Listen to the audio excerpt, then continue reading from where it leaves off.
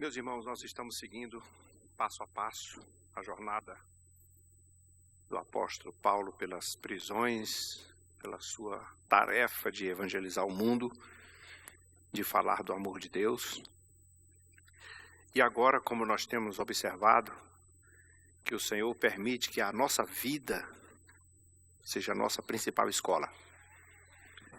Todas as coisas que nos acontecem, às vezes nós ficamos tão surpresos, porque estamos passando por isso, ou por aquilo, vivendo isso ou daquilo, nascemos assim, nascemos assado, deixamos isso, deixamos aquilo. Mas no fundo, o Senhor está preparando todas as coisas para fazer cumprir a sua vontade. Nós vimos muito isso claramente na vida de Paulo, porque quando Paulo estava tornando-se um apóstolo de Deus, ele ainda conseguiu demonstrar que a sua vida, sua origem, sua formação, seu intelecto, todo o seu conhecimento, tornou instrumento de Deus para o seu bem-estar. Aqui em Jerusalém, foram duas coisas que têm evitado que Paulo morresse até agora.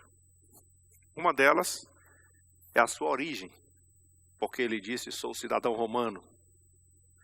E principalmente porque era de uma grande cidade, de uma grande província. E além do mais, direito adquirido também não só pela sua origem, mas também pela sua capacidade intelectual. Ou seja, Paulo tinha muita habilidade. Segunda coisa que lhe ajudou a livrar-se da morte foi a sua inteligência e exatamente a sua capacidade mesmo de conhecimento. Ele usou estratégias, ele usou o bom discurso, falou fluentemente o grego, falou o hebraico, e foi retórico, foi persuasivo, e deixou as pessoas todas impactadas. Além de tudo, além de usar a inteligência, de colocar os judeus contra os saduceus, naquela última nossa demanda, quando Paulo viu aquela cúpula toda reunida de judeus e saduceus, e mais as autoridades, todo mundo querendo lhe crucificar, lhe matar, lhe apedrejar. Aí Paulo pensou e disse, já sei. Senhoras e senhores, nós estamos aqui e tal. E aí Paulo entrou com o assunto e jogou no meio a ressurreição dos mortos, tanto os justos como injustos. Logo o saduceu diz, que história é essa de ressurreição que não existiu? E o fariseu diz, que conversa é essa que não existe coisa nenhuma? Criaram uma confusão tão grande que o comandante disse, tira Paulo daqui, leva lá para dentro e pronto. E ele então foi recolhido, escondido, protegido, e aí não foi permitido que ele fizesse nenhum mal. No dia seguinte, uma armadilha. Aproximadamente 40 homens organizados com todas as artimanhas, dizendo, vamos pedir para o comandante trazer Paulo para acurar melhor os fatos, e antes que ele chegue aqui nós o matemos. Alguém ficou sabendo, informou a Paulo, Paulo mandou o recado para o comandante, o garoto foi lá, contou a história, e aí Deus faz aquilo que Deus sabe fazer. Arrumou uma escolta de inimigos. Imagine, Deus protegeu a Paulo com os próprios inimigos, né? O comandante preparou uma força-tarefa, um exército, uma escolta de homens armados, carros e cavalos, flecheiros, e diz, conduza Paulo até a presença do governador em segurança. E aqueles homens que queriam matá-lo não puderam fazer. Mas um recado foi dado. Vão lá para o governador, façam a acusação que vocês quiserem fazer a ele lá. Ele é cidadão romano, não podemos permitir que vocês o matem. Agora vejam só, aqui nas entrelinhas, na sutileza dos adversários, o texto diz que o sumo sacerdote Ananias compareceu perante o Félix, levando consigo um orador profissional, um falante, eloquente, um sujeito capaz de persuadir, um homem chamado Tertúlio, e foi conduzido por quê? Por que vocês acham que ele levou um orador profissional? Porque ele disse, o cara é bom. O homem sabe falar. Se deixar ele na frente do governador, ele leva o governador, põe lá embaixo. Temos que levar alguém tão competente quanto para persuadir o governador. E então o governador vai nos entregar e nós vamos matá-lo. A fome de matá-lo. O que eles não sabem, e que muitas vezes nós passamos por coisas semelhantes e não sabemos também, é que as coisas ruins acontecem nas nossas vidas por permissão de Deus. Porque é plano de Deus.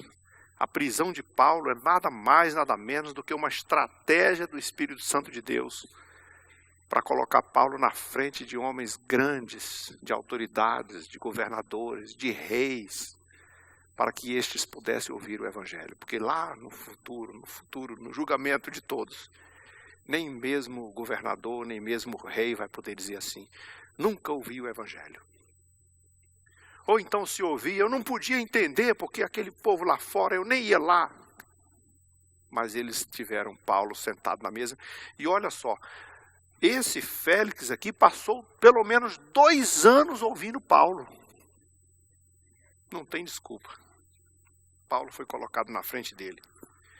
E quando o Tertúlio tomou a palavra, foi chamado para acusá-lo, começou com todos os seus floreados, né? Porque a guerra agora era uma guerra de eloquência, uma guerra de intelecto. Todo mundo queria, por todas as forças, usar todos os meios que podia. Mas quando Deus prepara alguém, e Deus preparou a Paulo para isso, Deus preparou a Paulo para vencer todas essas guerras e por isso o formou desde o seu nascimento. Você pode até não acreditar. Mas a escola por onde você passou, as circunstâncias que você enfrentou, todas as provas que você venceu e todas as lutas pelas quais você passou, foi uma escola para você poder chegar até aqui. Agora, cabe a você fazer uso do que você aprendeu para o benefício do reino de Deus. Porque Paulo fez isso. Excelentíssimo Félix, conversa do Tertúlio, e foi logo enchendo a bola do governador.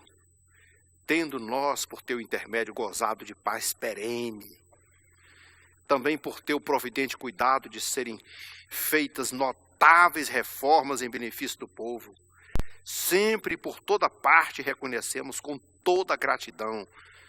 Mas, porém, contudo, no entanto, todavia, entretanto, para não te deter por longo tempo, de conformidade com a tua clemência, nos atenda por um pouco, porque, tendo nós verificado que esse homem, aí ele sai um pouco da linha, é uma peste, com todas as letras. Esse homem é uma peste, promove sedições entre os judeus esparsos por todo o mundo. É também um principal agitador da seita dos nazarenos, o qual também tentou profanar o templo. Nós o prendemos com o intuito de julgá-lo segundo a nossa lei. Somos judeus. Mas, sobrevindo o comandante Lísias, arrebatou das nossas mãos com grande violência,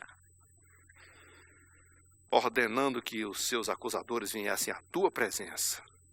Mas tu mesmo, quando examinares, poderás tomar conhecimento de que todas as coisas de que nós o acusamos são verdades.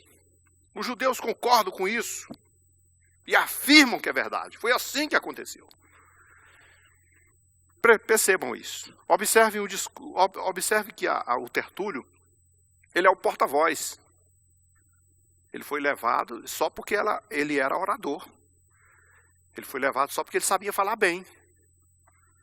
Para não deixar o sumo sacerdote lá gaguejando na frente do governador, levou um sujeito habilidoso para tentar persuadir. O governador olha para Paulo, faz um gesto, diga aí a tua defesa. Mas Paulo também sabia se defender. Tendo-lhe feito o governador um sinal para que falasse, então Paulo tomou a palavra, visto poderes verificar que não há mais de... Aí, por onde ele começou? Paulo, tendo o governador lhe feito sinal, disse, sabendo que há muitos anos é juiz dessa nação, me sinto à vontade para me defender. E aí olha só o argumento de Paulo. Visto poderes verificar que não há mais de 12 dias que subi de Jerusalém para adorar. Só 12 dias. Eles estavam fazendo essa guerra todinha, mas Paulo só tinha 12 dias em Jerusalém. Ou seja, não tinha dado tempo para fazer uma arruaça. Não era tempo suficiente para fazer uma sedição. Não era ocasião que ele pudesse juntar multidões e fazer alvoroço. E não me acharam no templo, discutindo com alguém, nem tampouco amotinado com o povo, fosse na cidade ou na sinagoga, em qualquer lugar, e nem tampouco podem provar as acusações que me fazem agora. Porém, eu confesso uma coisa, é aqui onde está o segredo da coisa. É aqui o motivo pelo qual Deus mantém Paulo nessa prova. E você poderia dizer assim, mas então por que Paulo não deu um jeitinho? Porque Paulo sabia da sua missão. Você se lembra quando o profeta disse para ele, não vai lá, eu vi amarrarem aí, esse vai ser amarrado, vai ser preso o dono desse cinto. Paulo disse assim, eu estou pronto para ser preso. Não só para ser preso, estou pronto para morrer pela causa do Evangelho. Você se lembra que Deus falou com Paulo durante a madrugada, lá na prisão, quando o governador Lísias o segurou lá no cárcere.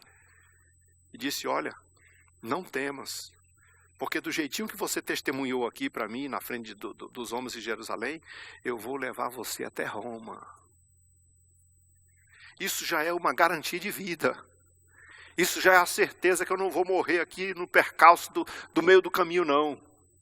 Então Paulo sabia que não era para se defender aqui de todos os detalhes, não. Ele é só para dizer que eu não estou fazendo sedição, não estou arrumando confusão com ninguém, não fui pego na sinagoga, não estava debatendo com ninguém, só tem 12 dias que eu estou na cidade, sequer me viram no meio da cidade fazendo movimento, qualquer coisa, nada disso, não podem provar nada. Agora, quanto ao caminho que eles chamam de seita, aí sim. Aí eu quero confessar, segundo o caminho que eles chamam de seita, assim eu sirvo ao Deus de nossos pais, acreditando em todas as coisas que estejam de acordo com a lei e nos escritos dos profetas. E agora, naturalmente, Paulo tem argumento também suficiente para colocar a lei e os profetas na palma da mão do governador e de quem quer que seja. Então Deus, irmãos, tem pessoas que dizem assim, porque Deus não precisa de inteligência humana. Está equivocado. Alguém diz assim, Deus não precisa de usar um pregador que estuda, ele usa qualquer um. Se ele quiser, usa um analfabeto. Ele pode usar um analfabeto? Pode. Só que ele prefere usar o Billy Graham, né? Quando o Billy Graham estava vivo. O Billy Graham era melhor, porque o Billy Graham tinha conhecimento. Por que ele não me usa igual o Billy Graham? Porque eu não tenho o mesmo cabedal, né? Porque Deus usa aquilo que você tem, aquilo que você aprendeu. Deus não faz você adivinhar, faz você lembrar. E Paulo tinha toda a informação que precisava, tinha toda a bagagem que precisava. Por isso Deus podia usar o conteúdo que ele possuía, podia usar as ferramentas que estavam em suas mãos. Então, se você quer ser usado por Deus, adquira essas ferramentas. Vai para os pés do Senhor, vai para as escolas, vai para onde tem informação, vai para onde... Eu falo isso para todas as categorias, não falo só para o pregador, para o teólogo, não. Eu falo para os músicos, falo para os professores, os líderes, falo para todos. Quem quiser crescer, precisa buscar meios para isso. Porque Deus usa o que nós temos na mão. É isso que ele usa. Agora veja só. Tendo esperança em Deus, como também estes têm, de que haverá ressurreição tanto para justo como para injusto. E Paulo insiste na ideia da ressurreição, porque ele sabe que é um dos argumentos pelos quais trouxe a confusão lá no passado, e ele confronta todos aqui. Por isso também me esforço por ter consciência pura diante de Deus e dos homens. Depois de anos, olha só, já tem anos que eu estou fora, vim trazer esmolas à minha nação, a fazer algumas oferendas, e foi nessa prática que alguns judeus da Ásia me encontraram, já purificado no templo, sem ajuntamento, sem tumulto, os quais deviam comparecer diante de ti para me acusar. Foi lá que me pegaram. Não tinha nenhuma confusão. Ninguém pode provar nada. Só tinha pouco mais de uma semana. 12 dias. Isso contando com hoje. Não teve tempo para fazer tumulto. E olha só, como é um intelectual, como é um sujeito de erudição, como é um sujeito que tem um nome e um respaldo, o próprio governador mesmo querendo, e as autoridades mesmo querendo, não pode simplesmente dizer assim, solta ele, manda matar, ou prende, faz isso, faz aquilo, não. Tem que fazer com muito cuidado, porque pode haver uma consequência. Foi isso que o comandante Lísias ficou assustado quando alguém disse assim, ele é romano, meu Deus, você pega depressa o homem aí, se deixar fazer uma tragédia dessa com o romano, depois nós vamos arcar com as consequências disso. Havia tudo isso. E Deus usa todas as coisas que você tem. Foi nessa prática que alguns judeus me encontraram, os quais devíamos comparecer aqui. Ou estes mesmos digam qual foi a iniquidade que eu fiz. Onde foi que eu pequei? Salvo estas palavras que clamei, estando eles entre eles hoje, sou julgado por vós acerca da ressurreição dos mortos. E o governador diz, não dá para ouvir esse cara agora não. É muita informação para mim agora. Vou pensar um pouco, vou refletir. E Félix, então, conhecendo mais acuradamente as coisas a respeito do caminho, que é o Evangelho, adiou a causa dizendo, quando descer o comandante Lísias, eu tornaria a te chamar. E ele vai deixando o tempo passar, ó. Vai ficando. E mandou ao centurião que conservasse Paulo detido, tratando com indulgência, trate bem, não impeça os seus próprios de o servirem. E quando passaram-se alguns dias, ele veio com a esposa, que era judia, Drusila, mandou chamar a Paulo, passou a ouvi-lo a respeito da fé em Cristo. Agora eu quero saber mais detalhes sobre essa fé, sobre esse cristianismo, sobre essa seita dos nazarenos. Eu quero que você conte mais um pouquinho para mim. O que vocês entendem? Paulo despertou a curiosidade. Porque no mínimo é curioso. Quer ver? Preste atenção numa coisa. Você está preso. Você não foi encontrado fazendo montim. Você tem todas as provas que você não arrumou confusão com ninguém. Mas no meio das acusações, eu me defendo delas todas. Eu cheguei aqui há 12 dias, eu não arrumei confusão com ninguém, eu não estava na praça, nem na rua, nem na sinagoga, nem no templo, nem em lugar nenhum. Eu estava simplesmente fazendo meu papel, dando esmola para o meu povo, cuidando da oferenda do Senhor e pronto, etc. Mas tinha uma outra acusação. Ele aumentou da seita dos nazarenos, ele é o cara que está fazendo uma sedição, querendo profanar o templo. Mas Paulo, desta questão, ele não se defendeu. Dessa ele não se defendeu. E foi por isso que o Senhor confiou nele. Porque nesse ponto, despertou a curiosidade, por quê? Porque se fosse uma pessoa normal, dentro da sensatez humana, o próprio governador poderia ter avaliado assim, bom, se esse negócio não fosse um negócio tão importante, ele se defendia. Ele dizia, não tenho nada a ver com esse negócio de judeu não, de nazareno não, vim aqui para fazer um trabalho, mas eu me retiro. Mas ele não fez isso. E isso desperta a seguinte curiosidade. Por que dessa seita dos nazarenos não deixa o cara desistir? Por que ele insiste nisso? Por que ele tem tanta fidelidade a esses princípios? Sabe, por que você é tão fiel à sua fé? Tem tanta convicção. Convicção é um negócio que impacta. Incomoda. Por exemplo, você imagina os cristãos que foram martirizados, assassinados, o cara é colocado na frente do paredão com uma arma na frente para lhe matar, ou com uma tocha de fogo para lhe incendiar vivo, e diz para ele assim, desista desse cristianismo, você só precisa falar, eu desisto, e está tudo bem. Não vou falar. Jesus é o caminho. Morre queimado, morre fuzilado, morre cerrado, morre crucificado, e não desiste. O que isso gera? Por mais que a autoridade seja violenta, por mais que ele seja ímpio, ele se questiona. Por que esse sujeito não desiste? Que força tem esse evangelho? Que Paulo tem coragem de dizer assim, não me vergonho do evangelho de Cristo. Segundo Paulo escrevia a Coríntios, dizia que o evangelho de Cristo, a cruz de Cristo, era uma vergonha para os judeus, era um escândalo para os gregos, ou vice-versa. Mas para nós, salvos, tanto grego como judeus, é o poder de Deus para a salvação de todo aquele que crê. Não me vergonho dele, morro por ele. Isso chega a chamar a atenção. Impacta as pessoas.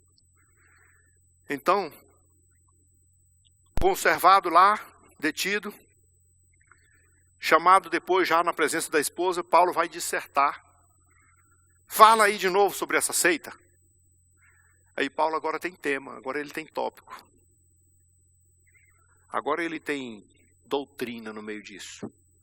Ele agora vai um pouquinho além do testemunho. E o texto diz que Paulo começou a dissertar acerca da justiça. Para quem que Paulo está falando, irmão? Para quem que ele está falando? Você vai para um julgamento, ainda que o governador ali fazia papel de juiz, e Paulo disse para ele, como tu julgas há muitos anos essa nação, me sinto à vontade para me defender. E Paulo vai falar na frente do juiz, e quando o juiz lhe chama, você é o réu, fale alguma coisa. E Paulo ensina o juiz, ou fala ao juiz sobre justiça. E Paulo falou tão poderosamente, tão fortemente, que o governador ficou com medo. Porque não era só o Paulo inteligente, não era só o Paulo intelectual, não era só o Paulo erudito, não é só o Paulo que tem conhecimento do grego, do hebraico, do aramaico, não é só o Paulo criado aos pés de Gamaliel, é o Paulo cheio do Espírito Santo de Deus. É juntando todas essas coisas e mais o poder de Deus na sua vida. Aí diz que o texto diz assim, e Paulo começou a dissertar acerca da justiça, do domínio próprio.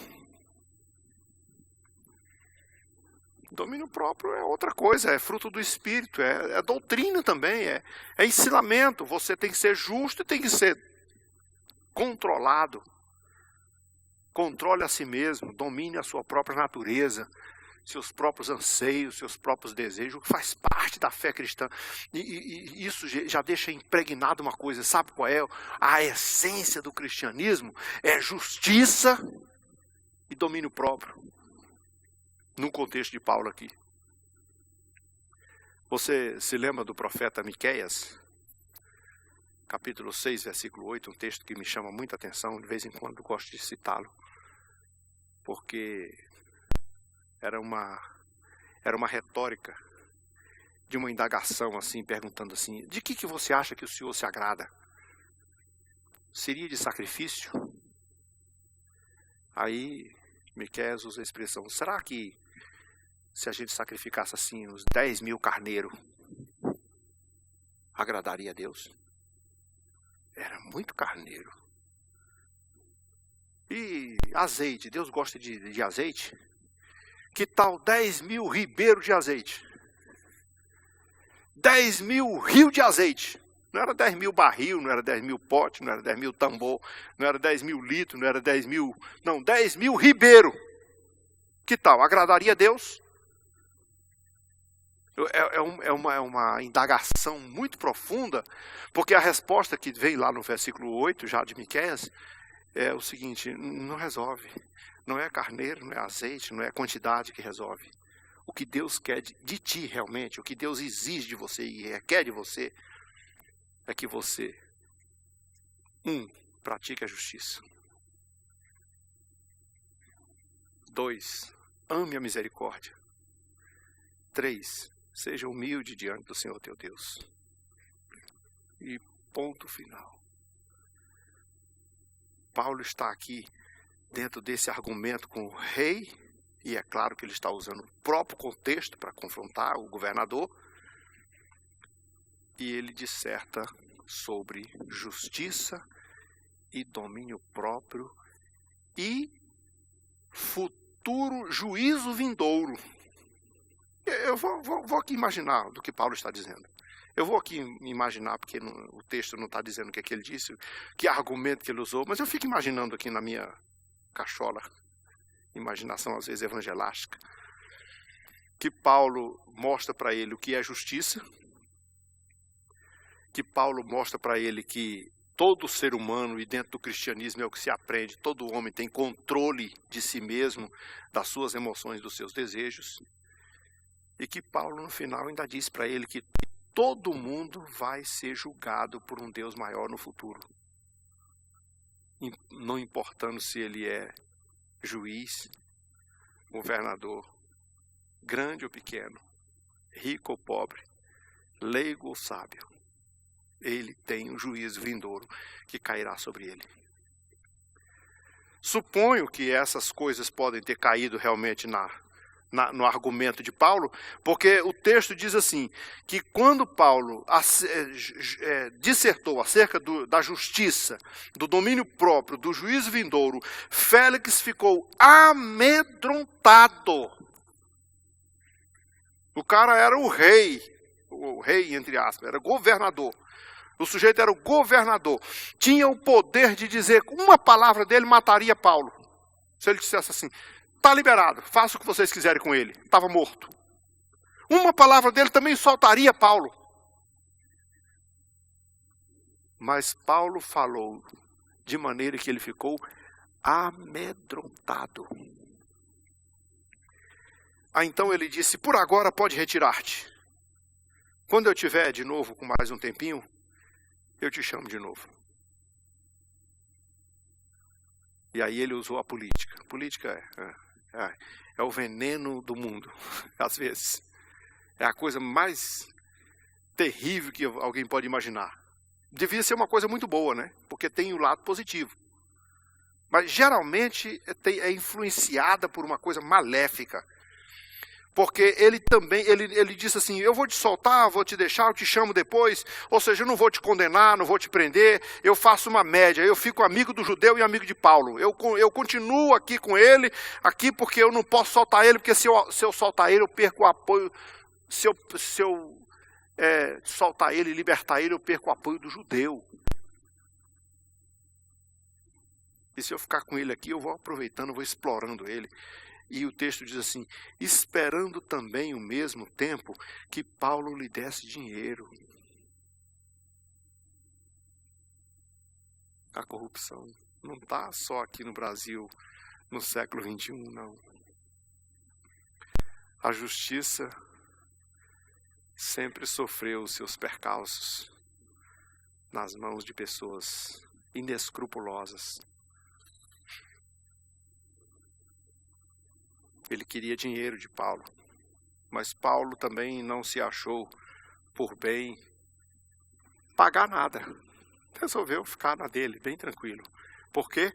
Porque ele sabia do seu juízo, ele sabia do propósito pelo qual Deus o tinha ali, e ele já sabia até onde ele ia chegar, porque Deus tinha falado para ele. Nós vamos ver na próxima referência, próximo capítulo, que no meio do julgamento Paulo diz assim, eu apelo para César. Era direito romano apelar para César. É como se fosse uma apelação, vou recorrer à última instância. Eu apelo para César. O rei Agripa vai dizer assim, bem que eu podia te soltar agora, porque eu já estou quase crente, de tanto que eu fui persuadido. Mas tu já apelou para César, vai ser que ir para César mesmo. E Paulo sabia que tinha que ir para César, porque era a missão dele. Importa que você vá até Roma. Pronto. Agora vejam só. Paulo não deu dinheiro. Mas o texto diz que Félix chamava ele frequentemente para conversar. Uma coisa, o Félix, ele pode não ter se convertido, ele pode não ter tomado nenhuma decisão em relação ao Evangelho, mas jamais poderá alegar a ignorância. Porque ele teve um dos mais intelectuais pregadores e doutores da lei durante 2 anos consecutivos. Diz o texto, 2 anos mais tarde, ele conversava com Paulo frequentemente. E 2 anos depois ele foi substituído por Pórcio Festo. Mas como ele queria segurar o apoio dos judeus, ele manteve o Paulo preso. Depois de 2 anos, ele tinha ouvido o Evangelho, tinha se agradado, tinha simpatizado com Paulo, estava gostando de ouvir, porque se você chama frequentemente é porque você gosta de ouvir, a palavra lhe era agradável. Tem gente que é assim, e se torna impressionado. Você não sabe o tanto de crente que elogia a pregação, que elogia a palavra, o tanto de pessoas do mundo que elogia o sermão, o ensinamento, a Bíblia, elogia tudo, mas não firma, não vinga, não segura, não se apega à verdade, não pratica. E Félix se portou assim. Por quê? Porque ele poderia ter dito assim, eu vou ser substituído. Eu vou embora. O Festo está vindo aí para o meu lugar. Eu posso fazer uma coisa, uma boa ação aqui. Paulo, vai embora. Quando o outro governador chegar aí, tu já está longe daqui. Te cuida, te protege. Mas não, ele queria apoio dos judeus. Deixou Paulo preso. Mas tudo é plano de Deus. Tudo é plano de Deus. É por isso que acho que Paulo tinha ninguém melhor do que Paulo para ter escrito esse versículo que ele escreveu aos Romanos. Todas as coisas cooperam para o bem dos que amam a Deus e aguardam no seu propósito. Paulo sabia o que estava dizendo. E poderia falar com propriedade, porque Deus fez dele instrumento profícuo para todas as coisas que Deus quis realizar por meio da sua vida. Nós paramos aqui. Paulo ficou encarcerado. O próximo testemunho de Paulo, a próxima defesa de Paulo vai ser perante o Festo. E depois ele vai também falar com Agripa, que é o rei. E aí vai chegar até a recorrer a César. E nós vamos caminhando aqui aos poucos no plano e na vontade de Deus. Amém?